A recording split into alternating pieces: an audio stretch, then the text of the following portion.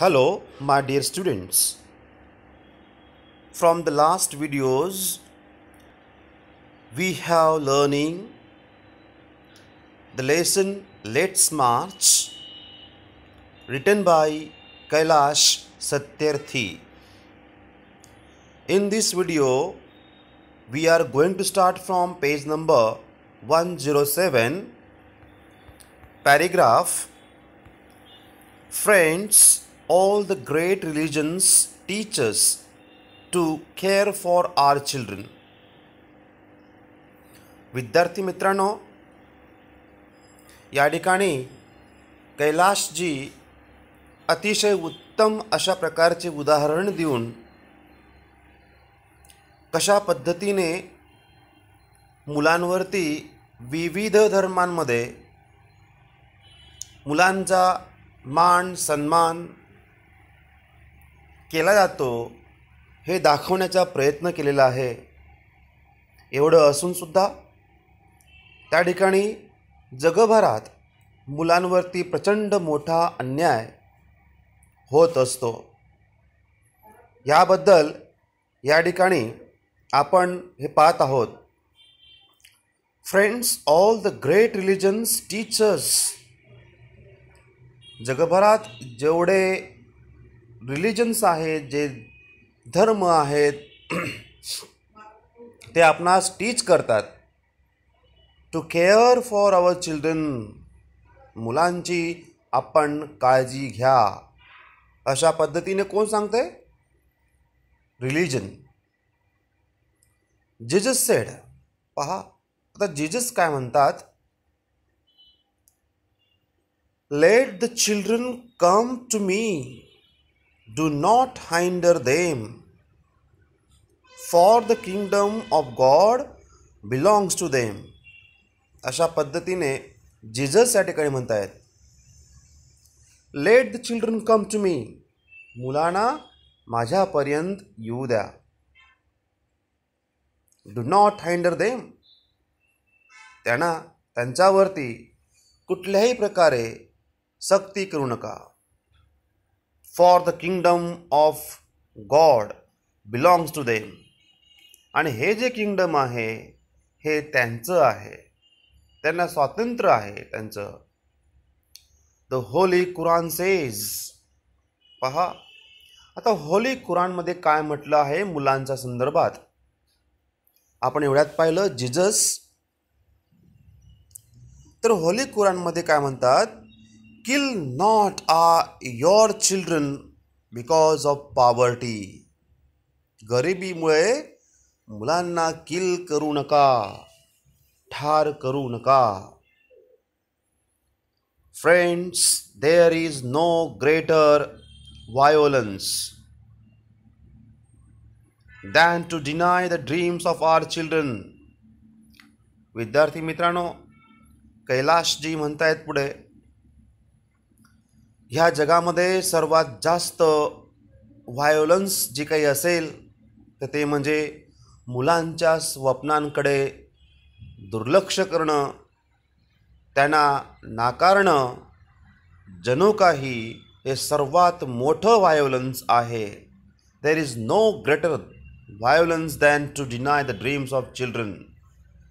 Therefore I refuse to accept that all the temples and mosques and churches and prayer houses have no place for the dreams of our children. आणि म्हणून मी या ठिकाणी mask असेल, मस्जिद ज्याला आपण म्हणतो, टेम्पल्स, मंदिरं, चर्चेस, प्रेयर हाऊसेस, प्रार्थनास्थळे, मी ह्यांना ॲक्सेप्ट करत नाही, स्वीकारत नाही. कारण का? No place for the dreams of our children. कारण आमच्या मुलांसाठी मात्र कोणतंही ड्रीमचं प्लेस नाही आहे. आणि मात्र अशा प्रकारे प्रार्थनास्थळे भरपूर आहेत. आणि म्हणून मी हे प्रार्थनास्थळे ॲक्सेप्ट करत नाही.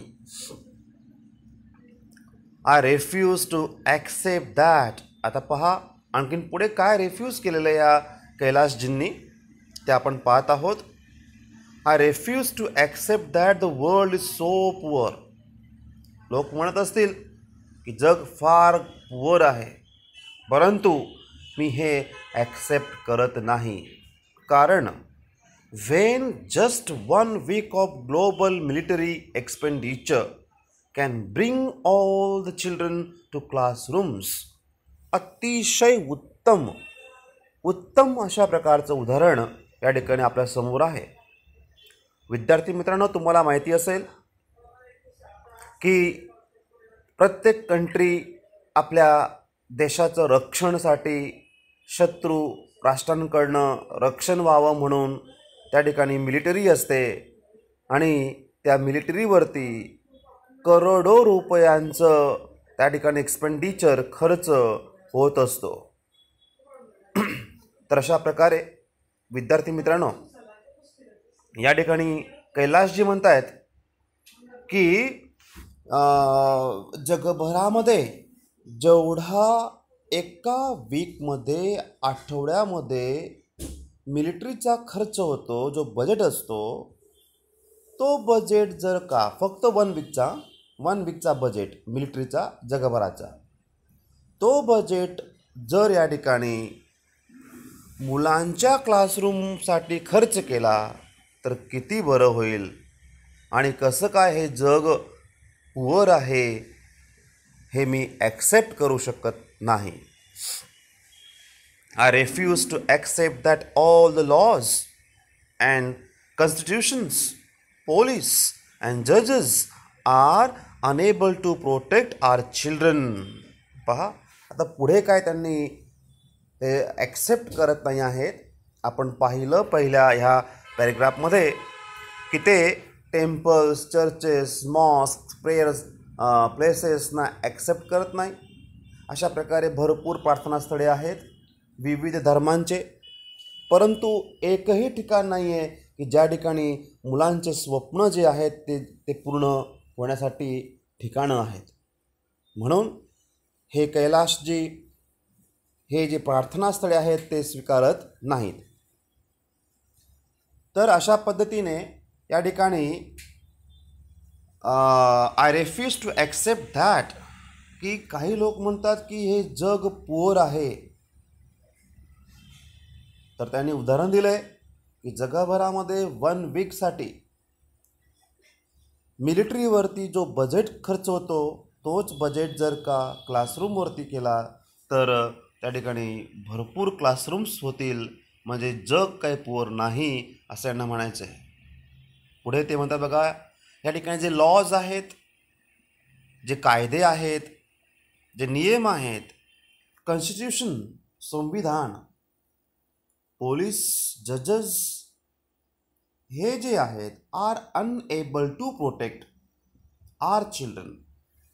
ही सगळी यंत्रणा सुद्धा आमच्या मुलांना प्रोटेक्ट करू शकत नाही आणि म्हणून मी सुद्धा ह्या गोष्टींना ॲक्सेप्ट करत नाही. तर अशा पद्धतीने ते रेफ्यूज करतात ह्या गोष्टी, लॉ, कॉन्स्टिट्यूशन, पोलीस, जजेस. का? कारण हे सगळी यंत्रणासुद्धा आमच्या चिल्ड्रन्सना प्रोटेक्ट करू शकत नाहीत. विद्यार्थी मित्रांनो, पहा या ठिकाणी हे जे एक वाक्य आहे ते आपण पाहूया. जजेस are unable to protect our children. हे जे सेंटेन्स आहे ह्याच्यामध्ये तुम्हाला जे सांगितलं, make, just weight,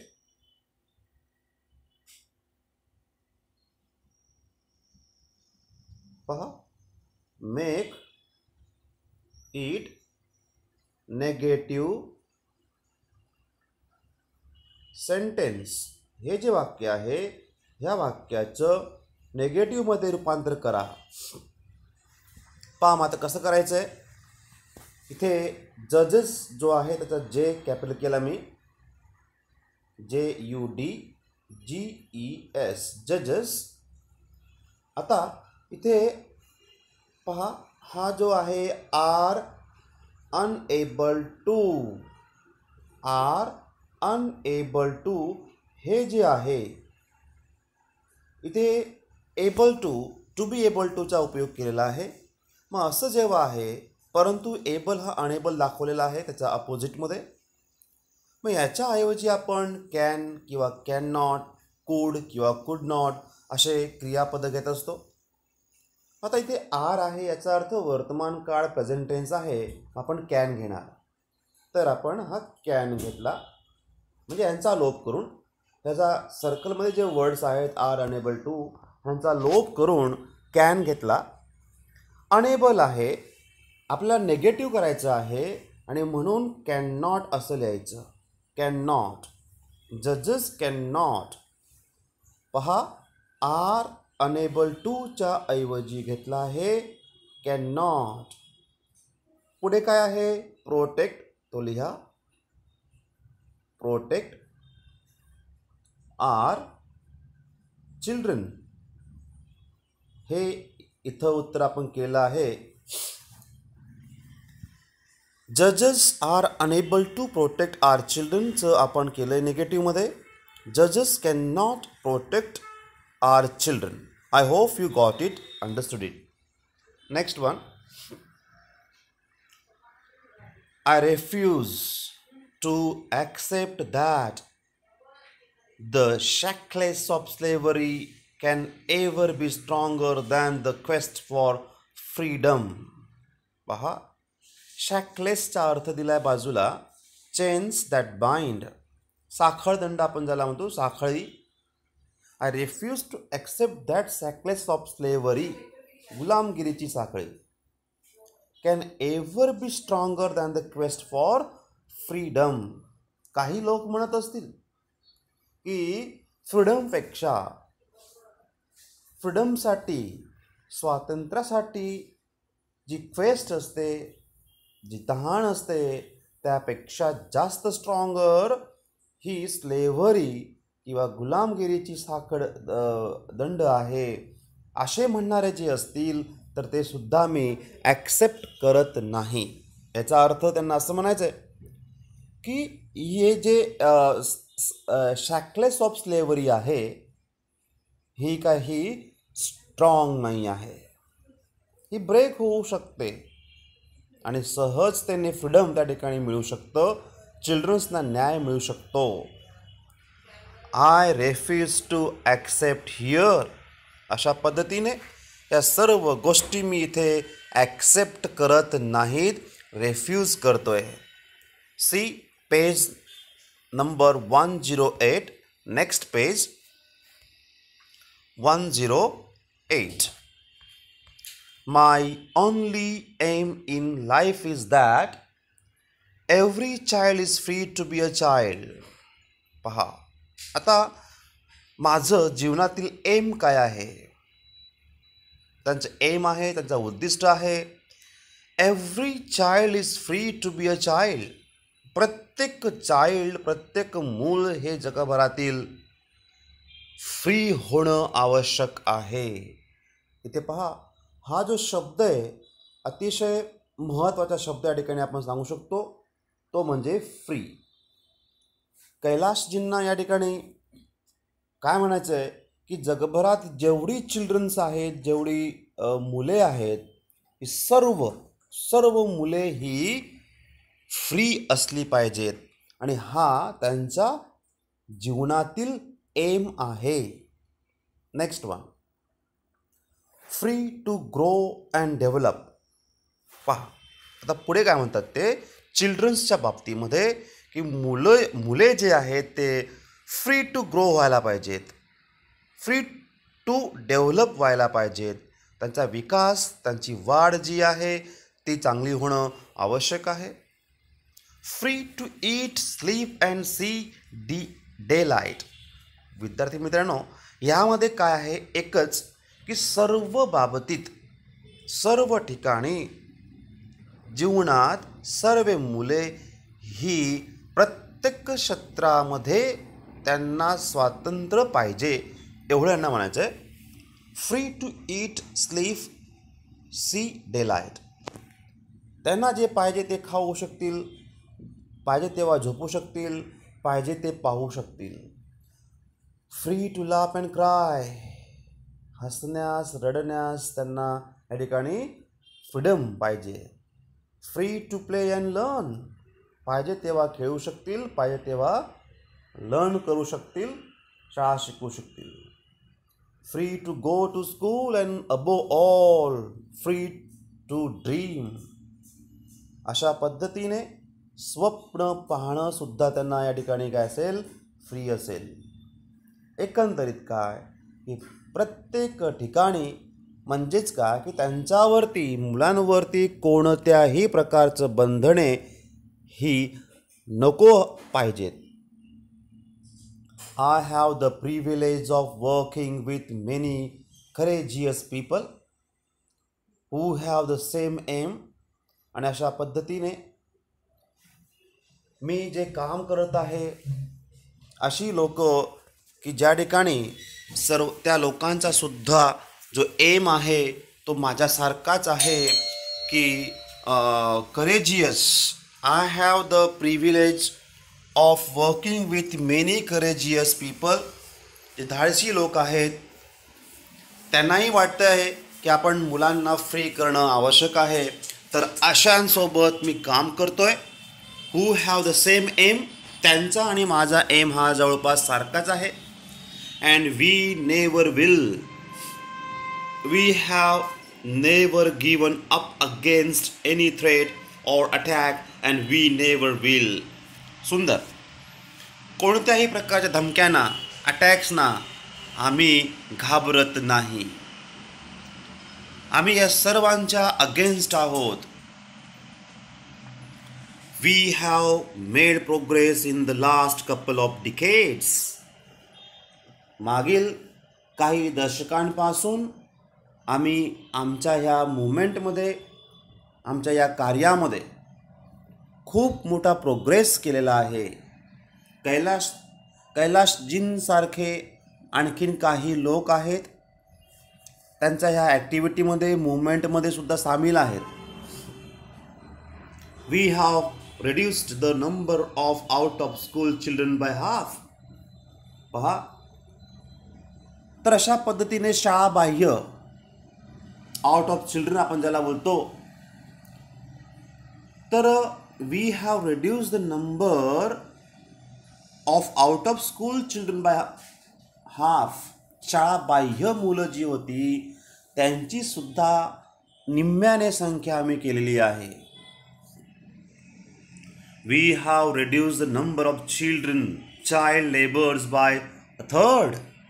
By third, one third ने पहा, मोठी मजल आहे. चाइल्ड लेबर आम्ही कमी केलेला आहे. Half out of school children जे आहे ते बाय हाफ केलेलं आहे, रिड्यूस केलेलं आहे, कमी केलेलं आहे. We have reduced child mortality and malnutrition, and we have prevented millions of child deaths. तर अशा पद्धतीने we reduce child mortality. मुलांचा जो मोर्टॅलिटी दर आहे तो सुद्धा कमी केलेला आहे, मृत्यू दर. आणि मालन्यूट्रिशन जे आहे, ज्याला आपण म्हणतो उपासमारी, ती सुद्धा कमी केलेली आहे. And we have prevented millions of child deaths. आणि अशा पद्धतीने चाइल्ड डेथ्स जे आहेत ते आम्ही सुद्धा प्रचंड मोठ्या प्रमाणामध्ये प्रिव्हेंट केलेले आहेत, थांबवले आहेत, प्रतिबंधित केलेले आहेत. अशी ही मोठी मजल आहे, हे मोठा प्रोग्रेस आहे त्यांच्या कार्याचा, ते आपल्यासमोर त्यांनी मांडला आहे. But let us make no mistake, great challenges still remain. तरी देखील कोणत्याही प्रकारची मिस्टेक करू नका, कारण आपल्यासमोर अद्याप ग्रेट चॅलेंजेस रिमेन आहेत. Friends, the biggest challenge or biggest crisis knocking on the doors of humankind is fear and intolerance. मित्रांनो, आपल्यासमोर सर्वात मोठं चॅलेंज, क्रायसिस जे काही आहे ते म्हणजे काय? Knocking on the doors of human kind is fear and intolerance.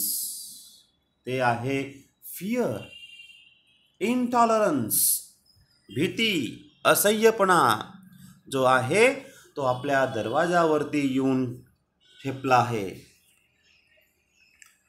We have utterly failed our children in imparting an education.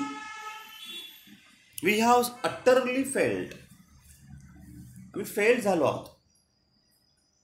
imparting an education, त्या ठिकाणी शिक्षण जे आहे ते सर्व मुलांना आम्ही देऊ शकत नाही आहोत. यात आम्ही फेल आहोत. An education that gives the meaning and objective of life. खरं तर शिक्षण हे असा एक मार्ग आहे, असं एक शस्त्र आहे. Education is the surest weapon in the world. तर ते शिक्षणामुळे मुलं जे आहेत, चिल्ड्रन्स जे आहेत, त्यांना त्या ठिकाणी खरा अर्थ जो आहे, the meaning and objective of life, तो कळेल. जीवनाचा खरा अर्थ, उद्दिष्ट त्यांना समजेल. And education that gives a sense of global citizenship among the youth. Global सिटिझनशिपचा सुद्धा मिनिंग, अर्थ त्यांना कळेल. I am afraid that the day is not very far away when the cumulative result of this failure will culminate in an unprecedented violence, and that will be suicidal for humankind. I am afraid that the day is not very far away. मला भीती वाटते की तो दिवस खूप दूरवर नाही आहे. Not far away. When the cumulative result of this failure, या फेल्युअरचा जो निकाल आहे, will culminate in an unprecedented violence. अशा प्रकारचं अहिंसा जी आहे ती आपण थांबवू शकणार नाहीत. And that will be suicidal for humankind. आणि सर्वात घातक, आत्मघाती जे काही होईल तर तो हा जो प्रकार म्हणजेच चिल्ड्रन्सना शिक्षणापासून वंचित होणं म्हणजेच ह्युमन काइंडचा आत्मघातीपणा हा त्या ठिकाणी निर्माण होईल. Rights, security, hope can only be restored through education. शिक्षण, मी तुम्हाला एक वाक्य बोललो, education is the surest weapon in the world. पहा, असं वाक्य मी बोललो. जगात सर्वात श्रेष्ठ, खात्रीदायक वेपन, शस्त्र जे काही असेल ते म्हणजे शिक्षण. शिक्षणाच्या जोरावर, शस्त्राने आपण कशावरही मात करू शकतो. आणि म्हणून शिक्षण घेणं हे तेवढं सर्वात जास्त महत्त्वाचं आहे. राईट्स, अधिकार, सिक्युरिटी, संरक्षण, hope can only be restored through education. हे सगळं काही जे पाहिजे असेल, अधिकार पाहिजे असेल, सिक्युरिटी पाहिजे असेल, होप पाहिजे असेल, तर शिक्षणच्या मार्फतद्वारे आपण हे रिस्टोर करू शकतो. Young people like Malala. Childrens, we are going to stop here. We will meet in our next video or in lecture. Till then, you have to write the hard words or meaningful words of the lesson. So, till then, thank you. Take care.